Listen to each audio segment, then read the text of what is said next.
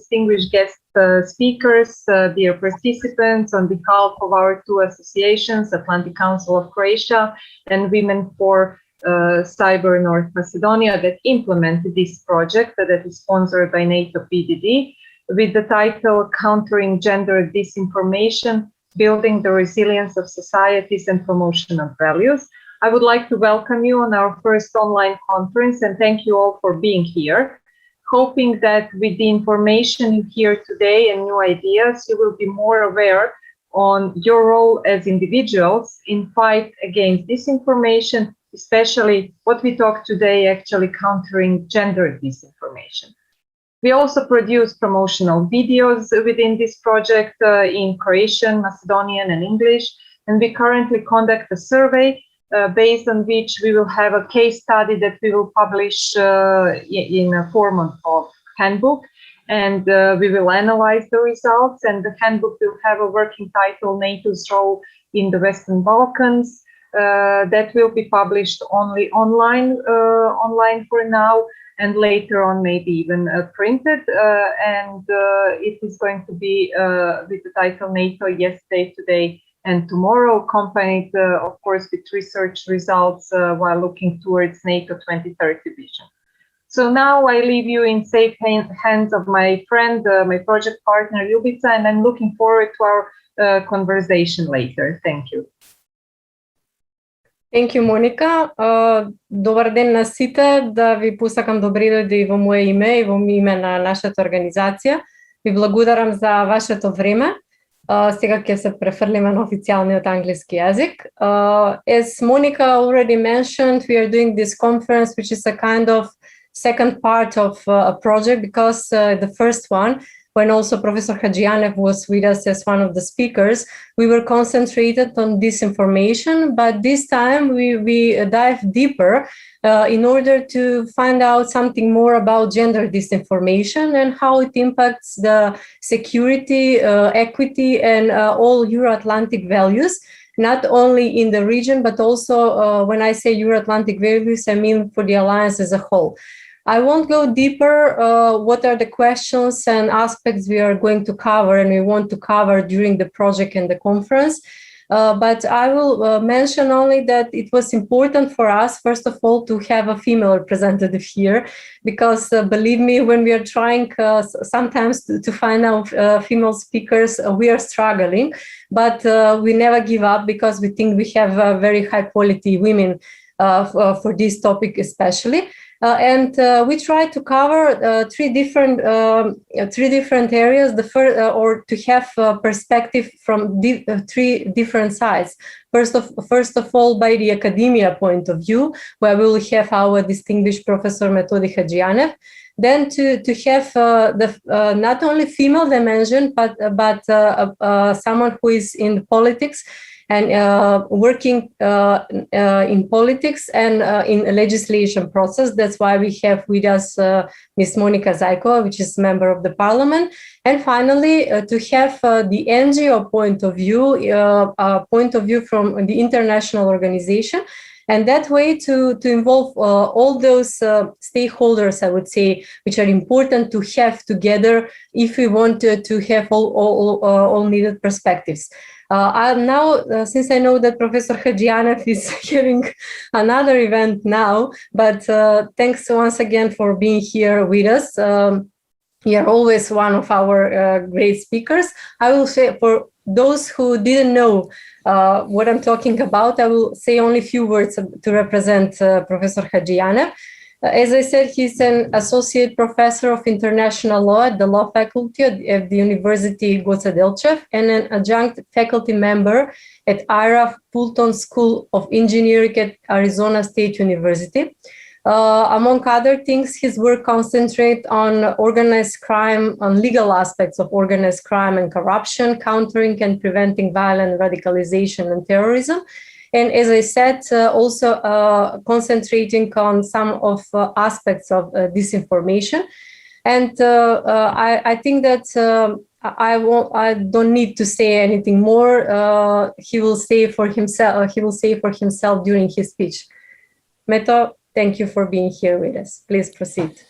Okay, thank you very much, Ljubica. Thank you. I would like to congratulate you and Monika for doing such a wonderful job with these events. And I think that this event could have not come in a better time with regards to the gender perspectives of disinformation, because out of the very general approach to disinformation that everybody now is concerned of, specific topics play an important part of the overall narrative and the overall efforts to counter this disinformation perspectives. When we speak about that, one thing that needs to be clear is that we basically, the best way to fight disinformation, you fight with truth, and the best way to create the truth is you actually address the problem as it is. And I hope that, and I know basically that Ilija and I hope that Monika will address more statistically the issues of disinformation and the issues of, let's say, misrepresentation in the gender perspectives. But I would like to address some of the more general problems and that comes in a very systematic way here in the Western Balkans that basically is important for the alliance. And that is that I don't think that the elites here in the Western Balkans understand the general perspectives of gender. When we say gender, we usually address the female perspectives of gender, but not addressing the whole perspectives of gender. And that is the problem, because if you want to, let's say, sustain proper representation of the female in the gender perspectives, you're going to have to address the whole spectrum, because you, at the end of the day, you are ending up creating a policy, crafting action, dynamic plans, etc., that basically will be nested in the overall system that, if not properly understood, might create problems and on a long run. And I will address some of those issues in quite a bit. So basically, as I said, we here in the Western Balkan and in most of the alliance, let's say, problems have a cultural and systematic challenges to the region. We if I could say, drawn very traditional, very, let's say, masculinum families that basically are male dominated, that is implemented and that is, if I could say, transferred throughout all the system.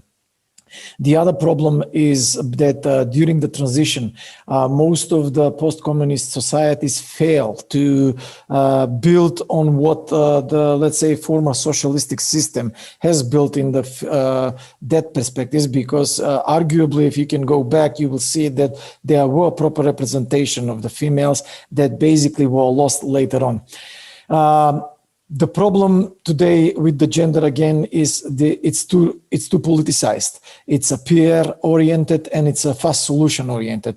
Most of the political elites and basically people that tend to pretend that they are caring of this are interested in ad hoc projects and instead of systematic solutions-oriented, let's say, results.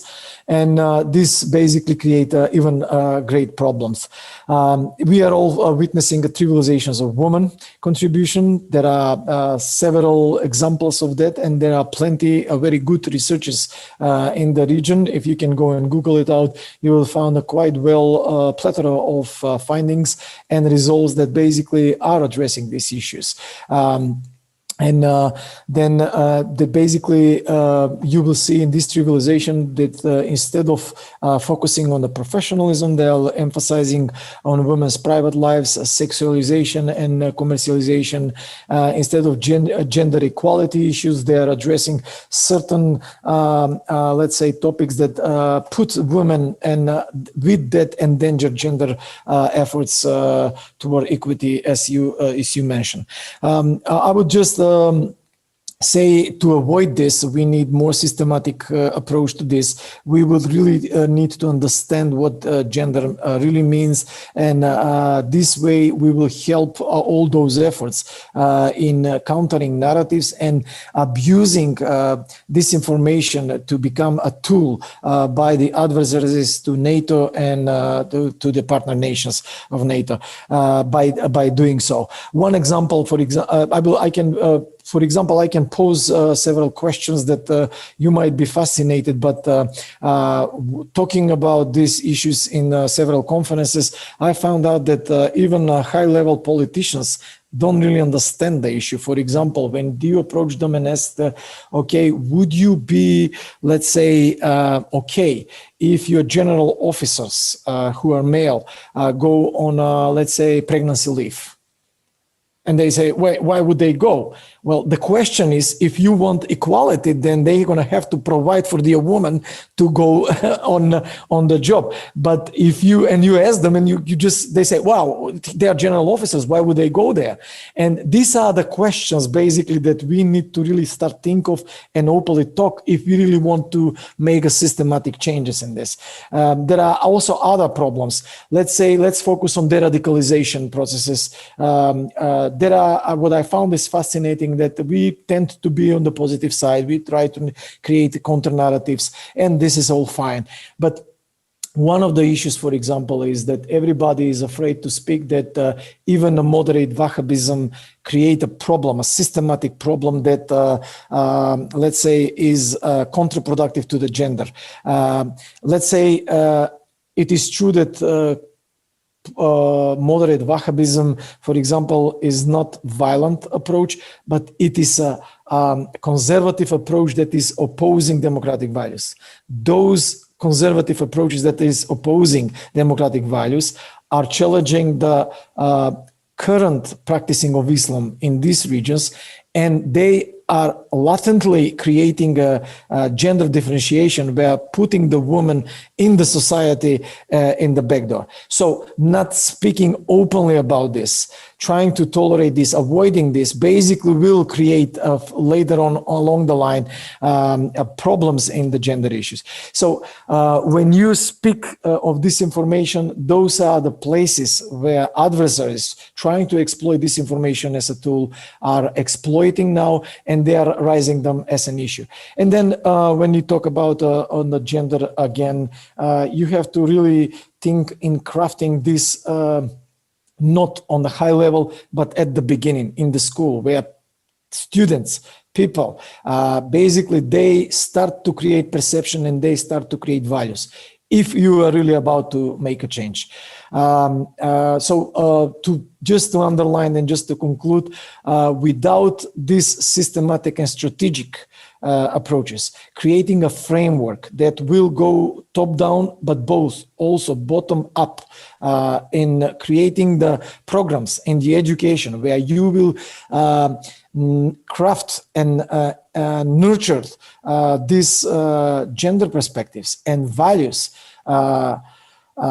to young generations so that they can create this sensitivity, we will not see any results. I mean, all side effects, all policies, they are all good. It's not that they are not working. They are needed and they are necessary, but without this systematic and let's say strategic approaches, I would not say that they will give a result. I'll stop here, and I hope I'll provoke questions and discussions. And pardon me, because of the conflicting time, I have to leave to another conference, but I'll be happy to come back and address all the questions. Thank you, Metodi, for being here with us. I know this time, having in mind the online conferences, it's a real hectic time and it's a real mess. I can understand you.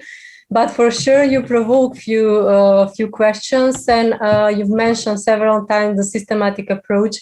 And I couldn't agree more with you that we need that systematic approach. First of all, it's interesting that when talking about gender perspective, I find it out also during all these events and projects that, first of all, we should start, but going parallel with the real understanding of what gender really means in real life, and not only in policy making, in legislation, but also in real life, because the legislation and policy making should reflect the real life in a true, real way in order to be effective. Thank you once again for being here. If you have time later, you can join us for questions. So thank you once again, and see you in some other occasion. Ljubica, I'll stay put and I'll following you, but Okay. I'm going to have to, because I have to deliver a speech on a big conference in Italy. So I will, yeah, but I will stay put here and following the discussions. Thank you. That's great. So now we are proceeding this way. We have a privilege also to have with us young, but very, I would say, very active and successful lady from North Macedonia, very active here in our political life, but not only in political life, but also in our social life in a broader sense, and also on the international scene. As I said, we are privileged to have with us Ms. Monika Zajkova, which is member of the Assembly of the Republic of North Macedonia. I will say only a few words about her career path and life path. She has started her career in the Parliament of the Republic of North Macedonia in 2018 as an external associate. From 2019 until her election as a member of the parliament, Ms. Zajkova worked as a special advisor on issues related to regional development in the cabinet of the Minister of Local Self-Government, and she was also appointed by the minister as chief of the cabinet. Now, as I said, she's the member of the parliament, very active one, coming from a Liberal Democratic Party. And I'm very glad to have her here because we'll have those aspects to cover from a political, from an active politician point of view.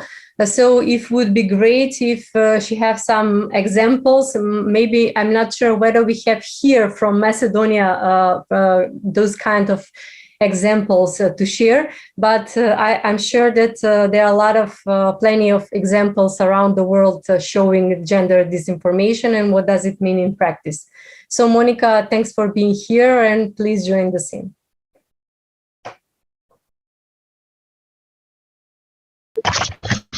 Okay, thank you for the invitation. First of all, I'm sorry if I interrupt, but I don't hear very well. I don't know if everybody else hears, or is everything okay with everybody else? Ljubica, what's your... Well, there were some problems with the sound. Yeah, I think there is another microphone that is not muted. Georgi, yeah. Metodi, please. Not Metodi, Georgi. I think Georgi. Yeah, I muted everyone that I am able to mute, but Georgi and Nyonta I cannot mute. So if they are unmuted, maybe if you can mute, please. So yeah, I'm sorry, Ms. Zajkova. My intention No worries. is but it would be more interesting if we can hear you better.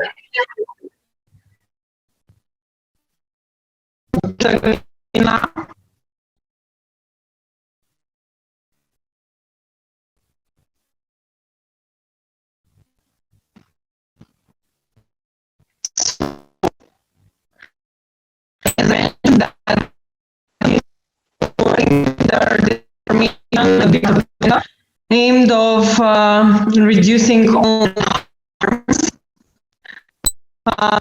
researching politics disproportionately targeted by disinformation campaign that interface retreat. Well, I'm sorry, but I really don't visually shared images. I'm sorry, but I really hear almost nothing. I'm listening to you very well. I don't know what. Yeah. I also had problems hearing, so.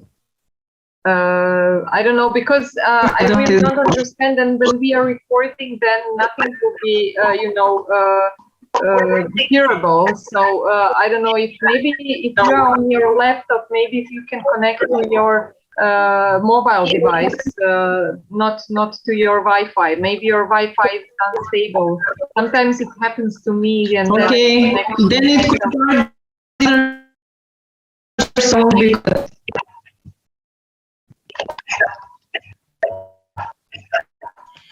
Monika, I think that you should first try to mute Georgi and the other participants, or to try to... They're not giving me the option to mute them, so I cannot mute Georgi and Yomza. Then just, I don't know, you can turn off them from the call, or I think they might make a problem. I'm not sure. Yeah, usually it is that, but I don't know.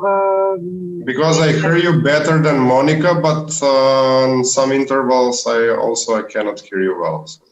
Okay, maybe till Monika tries to find another way to join us. Maybe we can proceed with Ilija, if there is no problem at all.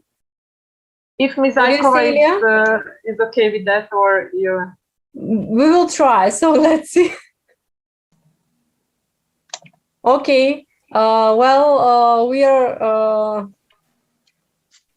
as I said, we are proceeding with Mr. Ilija Djugumanov, which is also one of my great friends, but not only friends and collaborator, which is in Euro-Atlantic, Euro-Atlanticism and Euro-Atlantic community for a long time, and as part of the Euro-Atlantic Council of North Macedonia. I will say only a few words, but I'm sure that all of you which are part of this community know him well, because yesterday he was also one of the speakers at one conference. So I'm very glad that he has the opportunity to share a lot of researches and a lot of research data they're doing in his organization. Let me say a few words. Mr. Djugumanov graduated political science and continued with master studies on international conflict resolution at the University of Gothenburg. He is currently Secretary General of Euro-Atlantic Council of North Macedonia and President of YATA of North Macedonia. As a promoter of regional cooperation and Atlanticism, he was twice elected as a president for public diplomacy and communication of YATA International in Brussels. During his term, he founded also the Southeastern Working Group, uniting 8 countries working on regional projects. And also he founded and was editor-in-chief of one regional journal for Southeast Europe review, supported by NATO and the Atlantic Treaty Association. Once again, welcome, Ilija, and I'm very glad that I think that you will share some point of view also coming from results, not only a point of view, but specific results coming from the research that your organization, along with jointly with another organization, did in this sphere of disinformation. And also I will be very glad since we are putting a special emphasis on youth population. I'll be very glad if you can share also some points of view coming from the youth population. Thank you. Thank you very much, Ljubica. I hope you can hear me better. If no, please interrupt me. Thank you for this amazing introduction. Unfortunately, I was not president of YATA, as you said, for public diplomacy. I was vice president because then we were not NATO member country, so that was the highest position for partner country. Well, maybe I see in the future, who knows? Who knows? I'm still, at least I believe that I'm still young. So, but maybe this is one of the things that is better for the young people, and one more opportunity in this international structure, which gives them more opportunity since we are a NATO member country, as you said, since the young people are very important. So first of all, I would like to congratulate you on the initiative, to the Women for Cyber North Macedonia and to the Atlantic Council of Croatia, to Monika, on these amazing initiatives and this amazing conference, which is, I guess, only one of this bigger project. And this is very important, especially in the Western Balkans, because where in this region, traditionally, the role of the woman was mostly suppressed, but with a lot of hard work, the woman in our region, I think that managed to climb on the gender ladder in all areas, and that I believe that they stand next to a man or equal to a man, as it should be, and it should be always. So once again, thanks to Ljubica and Monika for inviting me, but also I thank to Metodi and to Monika for being with me here today. I'm very happy that I see a lot of young people and a lot of familiar faces that are here today, which are mainly youth and are driving factor in all societies, including women. So it is clear, as Metodi said, the understanding today of the gender has widened a lot. So moving beyond the focus only on women and the relationship between gender discrimination and discrimination based on upon sexual orientation or gender identity. So gender inequality and the negative effects of conflict on women, men, girls, boys are recognized not as inevitable, but are consequences or maybe sometimes or inadequate laws, policies, or some practices that are present here in our societies. The COVID-19 pandemic has really influenced a lot, especially and particularly on women in several sectors. Maybe not that much in the security sector, for which Metodi is a lot bigger expert than me, so he can say a lot more about that. But it has influenced the women's participation in the labor market. So this was not the exception. So many of the women's had overrepresentation in the lower paid sectors and occupation in the country. So a lot of statistics said that first the women were those that were on the attack by the pandemic. So I hope that also Monika has a lot more interesting facts about this. As an NGO and as a civil society organization, in the last more than 20 years, we had worked a lot on a lot of projects. And since we are not homogeneous, but we are heterogeneous society, we always try not to include only the religion, the ethnic, or the academic background of the people, but we always try to include the gender equality in all our projects, in all our events. So I will mention one of them, which was maybe 8 years ago, which was concerned mainly on the gender issues, in line with the importance of the implementation of the UN Security Resolution 1325 and the global debate on the gender dimension and the safety. The Euro-Atlantic Council of Macedonia has joined the global discussion, and together with the NATO Public Diplomacy Division, we implemented a huge research project with a huge international conference, which produced a publication on the UN Resolution 3025, the goals, the degree of feasibility, giving the recommendation to the state authorities, for which I'm very proud. And why I'm mentioning this is because after this publication with the recommendation, the UN Security Resolution 3025 was adopted and implemented by the state institutions in the country. So maybe it was a small piece in the puzzle, but we tried to influence, which is mainly our duty as a civil society organization. So in the last period, as Ljubica said, we have worked a lot on researching about disinformation, which one part of that was also the gender-based disinformation. We know that our country was on a long path toward the Euro-Atlantic family, and long-running, I would say, geopolitical contest between Russia and the West has opened a huge space for a lot of maneuvers, a lot of sympathies, and a lot of disinformation narrative in our space. So with the pandemic, I think that this disinformation or disinfodemic, as they usually say, exploded in many ways. So a lot of disinformation were resonating a lot more faster than before.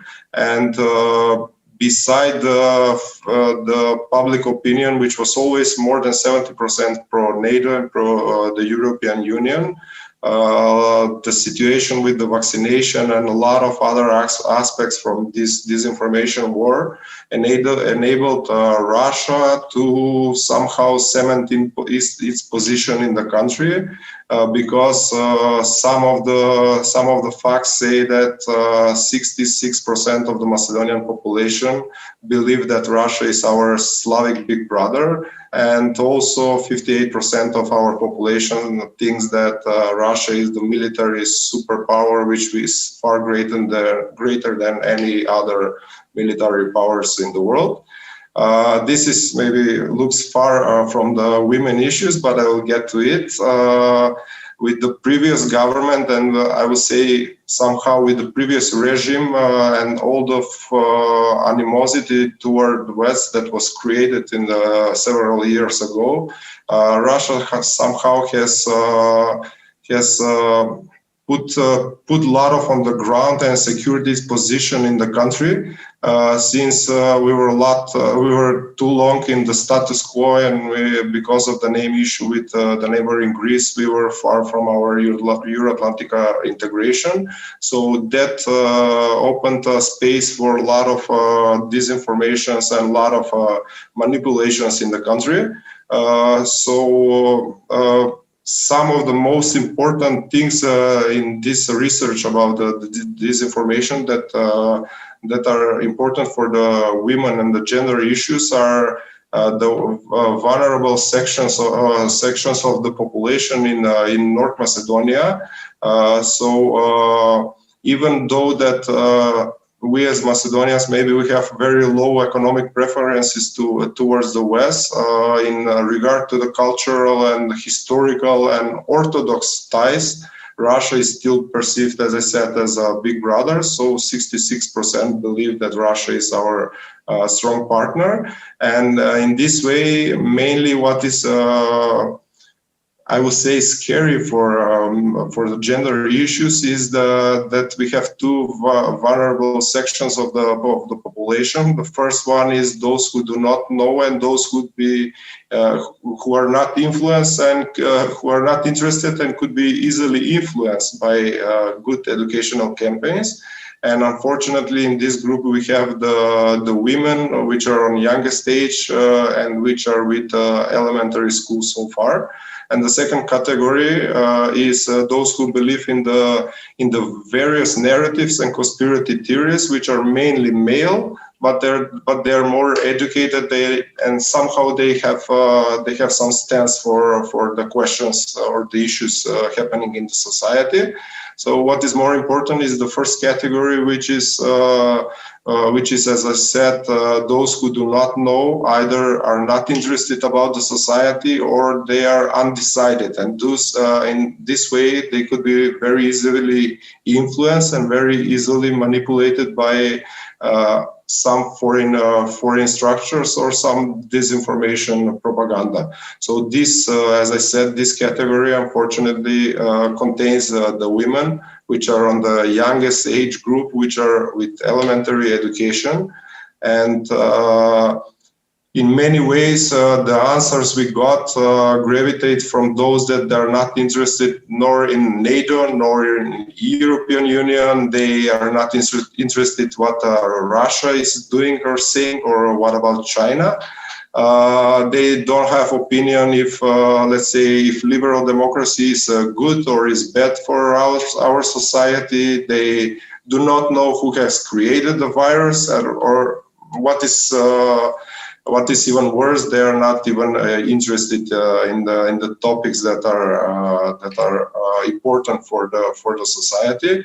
So such uncertainty and such indecisions going hand in hand with the significant increase of foreign influence in the country. And as I said, this part of the population can be very easily influenced by the disinformation campaign happening today. So I hope that I'm not too long. I have a lot of interesting data, but maybe I should have created some PowerPoint presentation to be more visible for you. As Meto said, and I hope that Monika will cover that much, what we need in the society is a centralized approach that, as it is needed for many issues in the country, I think that is a lot more needed in this area about the gender disinformation. So I will put it that way, that we should think of the gender issues and the gender disinformation as a national security problem, because it touches all the aspects of the society. And since if we see it as a national security problem, then we should address it promptly and very properly. So thank you very much, and sorry if I took a lot of your time. Thank you, Ilija. It's very interesting statistic, but I'm not surprised by the numbers. Actually, we have those indicators for a long time, but it's great when we have numbers, because it used to people used to believe more in numbers, and a lot of policies make starting from numbers. So that's a great approach, and maybe when we'll have our numbers from our online research, and thank you, Monika, for sharing the link in chat. We'll have even better picture, so we can compare results, and maybe we can do something together in that way. Thank you once again, and in the end we'll have the opportunity to talk about numbers, some provocative things to put on the surface. So now we are going with Monika. Once again, welcome. I hope this time we'll have no intruders. So. Is it okay now? Are you listening to me better? Yes. Okay. Thank you. Okay, so I agree with Ilija that we need to address this issue more highly on the political agenda, and we're not speaking too much about the gender disinformation. So thank you for the invitation, and it's a very good topic to speak on. Researchers are showing that women in politics are disproportionately targeted by gender disinformation campaigns that are featured fake stories and tweets, as well as humiliating and sexually charged images. The goal of these attacks is clearly to frame female politicians or government officials as untrustworthy, unintelligent, or maybe too emotional to participate in the democratic processes or policies. This kind of disinformation discourage most of the women from seeking political careers. I could share some example. I had a friend from Bosnia and Herzegovina, which was leading the Liberal Party there, and she was some victim of online disinformation, so she couldn't afford the pressure because it was so huge, and the fake news were spreading in the whole country. So she decided to get out from politics, and we have a lot of examples like this. And about the general attacks in the public space against women, we were also witnesses of the case of Public Room, in which provocative photos of young girls were shared in the social media. So it's not only the politicians, but also girls were victims of gender disinformation. So the competent authorities, we saw that they were following the case, but I think that the problem is more deep and more huge, because we need to work on the education of the young population and on the changing of the perception. I think that we still live in a society which the stereotypes are very, very huge. We have politicians that are producing also the women's disinformation. For example, we have politicians like Putin in Russia, or Orban in Hungary, or in Turkey, that are political leaders who have used gender disinformation campaign to attack women in politics and aggressively challenge feminism and attack liberal values. but we have the same problems here. So I will speak now. I will share my personal story.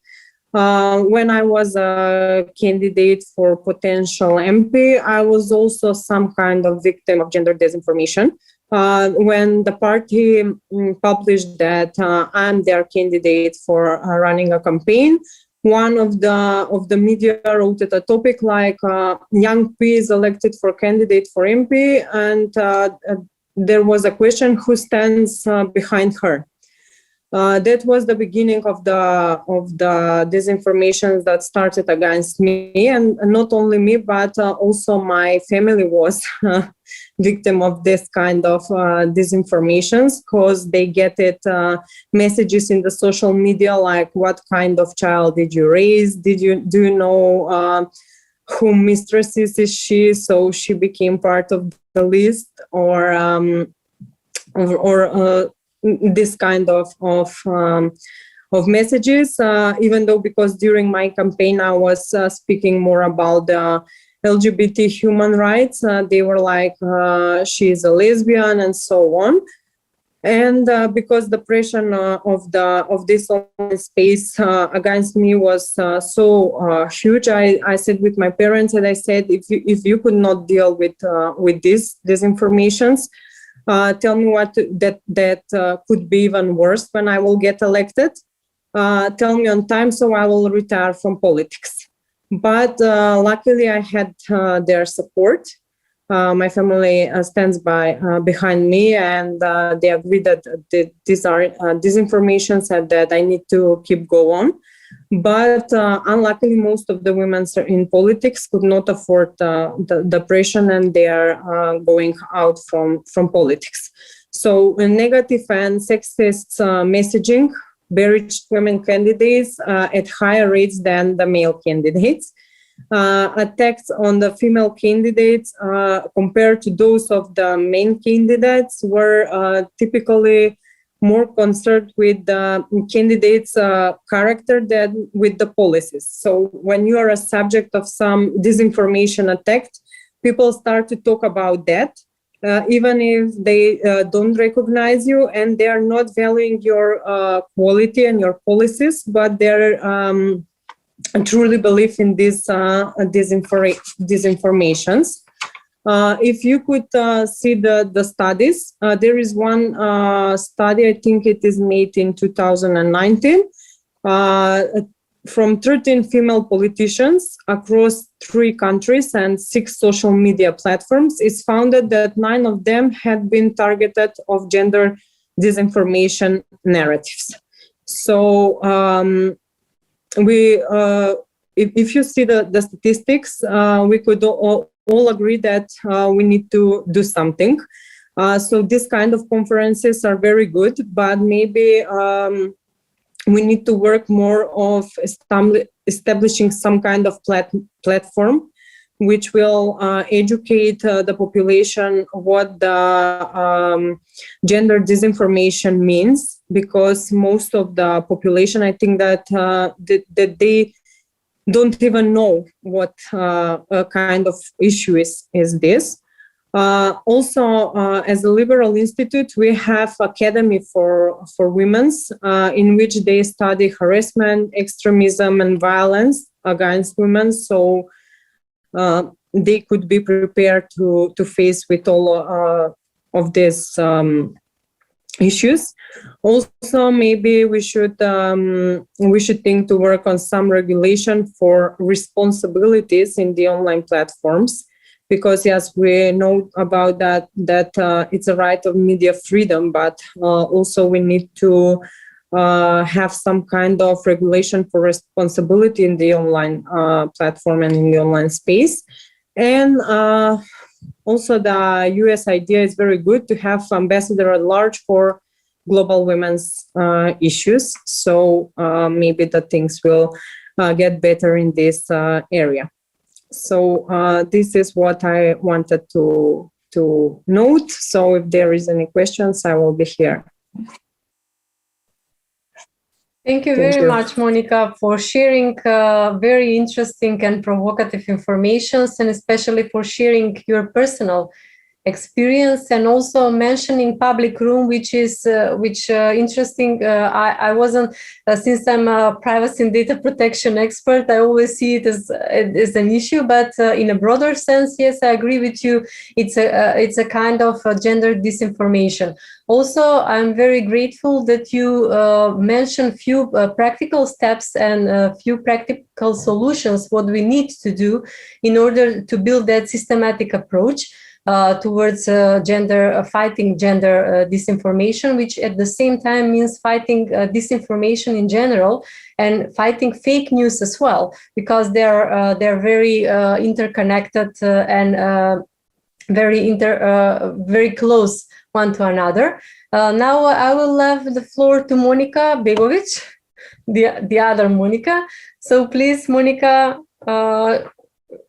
if you have questions or some concerns. Yes, thank you, Ljubica, and thank you to our three dear speakers. Very, very interesting presentations. I really enjoyed, especially because all of them were actually supported with some physical proofs that show actually how this gender disinformation is very, very alive, especially in this online space in which we all actually, even now, we live today very actively.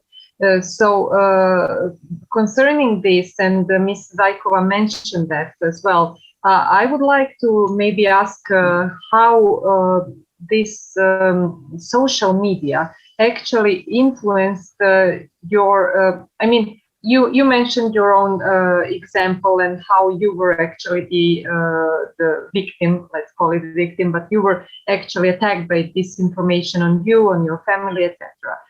So was that disinformation more present in social media, or did media by themselves on portals, in written or in television, etc., presented this information because of some different interests? How did you, live through this period, and how did you fight it in your example? The most of them were on the online media portals, and as I mentioned, they were coming through fake Facebook profiles. You have two options, to let the things go on and do nothing, or to enter in their story and to let the story be more spreaded. Because if you try to manage with them, you could not win. So I've decided to let the things go on. I've just used the Facebook terms to say that these are fake profiles and to report them. And I did nothing about the media portals because I didn't want to enter in their stories. So I just I decided to, through my work, to show to the people that these informations are not true. Through public speeches, campaigns that are showing my work and my quality, and that defining me also privately. I was sharing some private photos and so on. So I didn't want to lose the time, and because they had more influence, like you are only one person, and if you enter in their story, they could make more and more public profiles or portals, and they can make you a huge damage. So I've just decided to let the things on and to work on what I need to work. Thank you. Maybe if Ljubica can just jump in with one more question for Ilija, if he's still with us. I don't know if Ilija had some other call, but just to go back to women in security, and since NATO actually has integrated actually this gender perspective into its three core tasks and throughout its political but also military structures. So this Women, Peace and Security agenda is now actually trying to stress the principles of integration of women, inclusiveness of women, and integrity of women in politics and in security. How do you see, Ilija, from the perspective of us being as NGO representatives related very much to NATO? And promoting NATO in public space, how do you see this Women, Peace and Security agenda integrated within NATO? And do you feel that as, I don't know, as representative of your NGO in North Macedonia and other members, female members of your society? Thank you, Monika. I believe that you and Ljubica know a lot more on the topic, and here is Meto, which can really address from the point of academia, but also from the military sector, since he was a general in the army. But what is interesting and what is very important about NATO is the sense of transformation. So I believe that is what is most important and what is making NATO most strong. It's okay, it's the transatlantic tie, but the ability to transform according to the situation and the issues happening on the global, I will say, radar. It's what make it strong as an organization. And what is even more interesting, correct me if I'm wrong, but I can see that the female representative for the Women, Peace and Security, the Assistant Secretary General, is elected through a public call. So I guess there cannot be more transparent done by a military and political organization these days. I'm very happy to hear the example of Monika Zajkova. As a member of parliament and as a young lady who is in the politics from her young age. As I mentioned, sorry for saying all the negative maybe things about the category for which the topic of the conference is about the female, but I will go back to the disinformation narratives and how they maybe lastly influence the population in our country. So there is, I'm not saying that the male representatives in the country are very positive and keen on the, I will say, progressive policies in the country and the future of the Euro-Atlantic integration. But for example, in the contrast, what the female think, they at least have some opinion about it. So it's not maybe positive, but at least they have some strong opinion about it. But unfortunately, let's say the male are in the last period, as I said, because of the long process of the Euro-Atlantic integration, I guess. They are more anti-NATO. They think that NATO constantly provokes Russia. They think that Russia is not a threat to North Macedonia. They also think that Russia is unjustly blamed for a lot of the things happening on the global agenda. They also, as I said before, they not see China as a threat. They think that Russia is our Slavic brother, and a lot more about this. But also they believe in more hidden elites, more conspiracy theory, and they're more homophobic than the female representatives. And from other side, as I mentioned shortly before, but I will go a little bit deeper now, female, unfortunately, in our country, I'm not saying for a younger female, which is even the situation is more worse, but I'm talking about female generally. And why they can be very easily influenced by disinformation is because they not know anything about NATO. They don't know if Russia is a threat. They don't know if Russia is the greatest military superpower. They don't know if Russia defeated fascism, if Russia is our Slavic brother. They don't have opinion if China is a threat. They don't know even if strong leader or democracy is better for us as a society. They don't have, majority of them, they don't have opinion if migration is a threat, if COVID is a fake or real virus, where is has been created, etc., etc.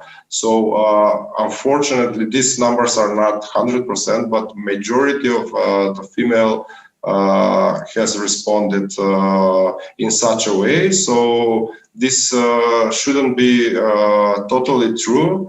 Maybe we're thinking they said when this interview was done, they had some I don't know, other obligation at home or etc. But not having stance on any of the important issues is creating a very vulnerable category in the society, which can be easily, I think, influenced by any disinformation sources. Thank you, Ilija, very much. We didn't want to interrupt you during your presentation, so we can prolong, if Ljubica and all of you agree, for 5 more minutes, especially because we have one question for Ms. Zajkova from our participant, Maria.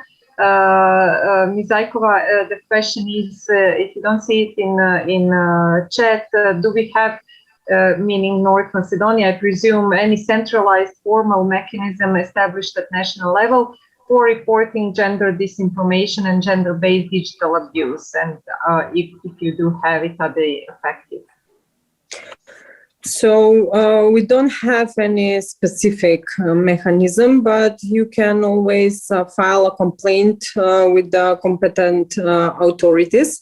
But usually they're not so effective because when it's happening in the online platforms, the competent authorities could only maybe report the profile, and we don't have regulation for the online portals. So you could do anything on this area. That's why I've mentioned that we need to work on a regulation for more responsibility in the media online space. And also I want to add, we are now on a European level with other my colleagues from the liberal European parties. We are having now a campaign. It's called Alliance of Her, and she needs to be heard. So we want to increase the perception of the people that this topic is I mean, it needs to be put at more higher, and it needs to be more valued. Thank you very much, Ms. Zajkova. Maybe I would take the liberty and ask one more question. Ms. Zajkova is representative of let's say now political world in North Macedonia, and Ilija of civil society. So my question is how education is important. Professor Hadji-Janev mentioned that education is important, but how much this formal education is important in fighting and countering gender-based disinformation, and how much this informal education, meaning what we are doing, like civil society organizations, like associations that are fighting this disinformation in a different way, trying to reach public in a different way, etc. So maybe just 2 short and brief questions, because we would need to close down, but very important because we all agree, I think, that the education is very important in fighting this kind of attitudes, I would say, and beliefs in people that then further on spread disinformation. And if we do it educating, it will go slower, but it is definitely showing results. So, you know, just a difference between this formal and non-formal education.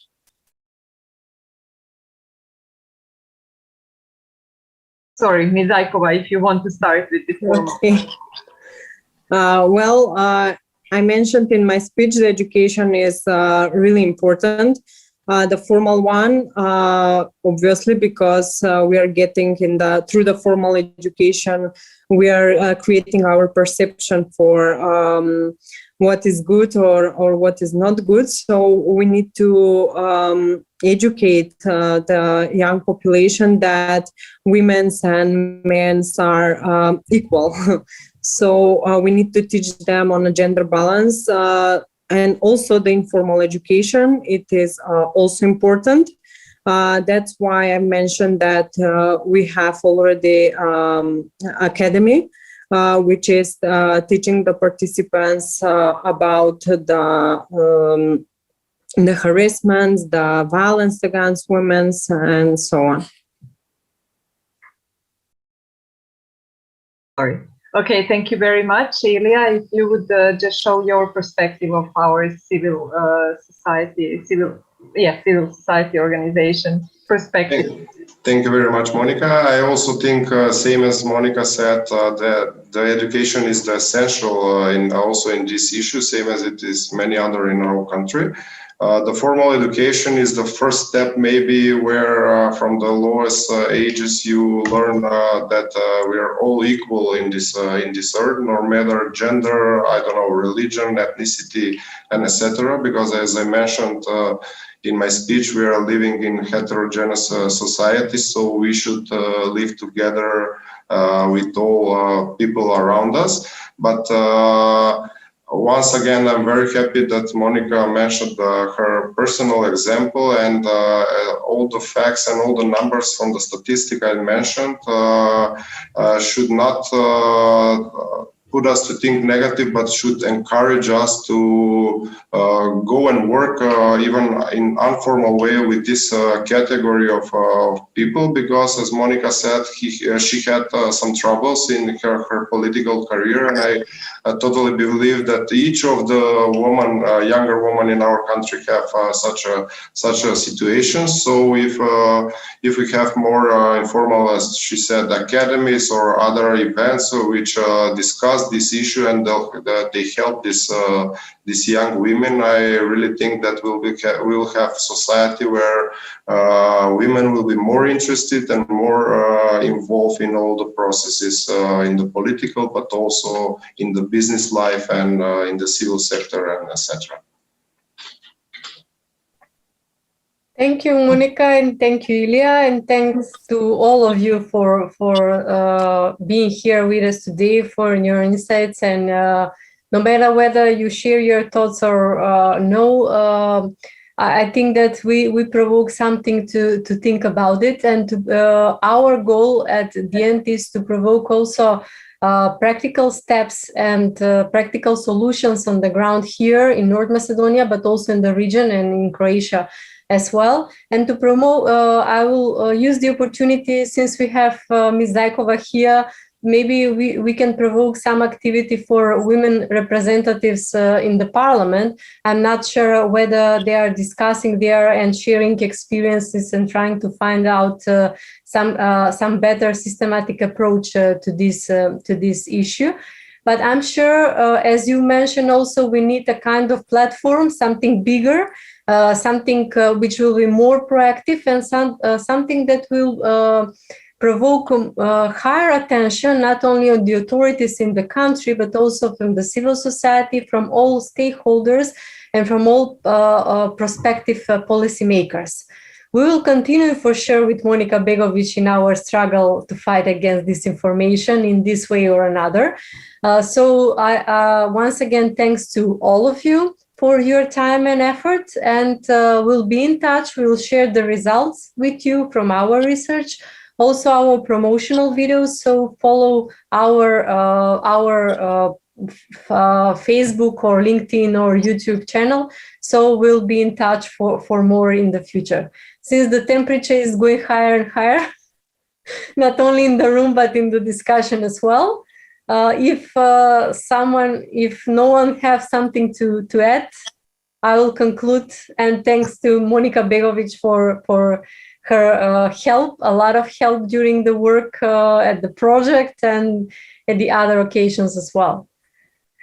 Thank you, and thank you all as well. Bye. Thank you very much. Bye-bye. Thank you very much. Bye-bye. Bye. Bye. Bye. Bye.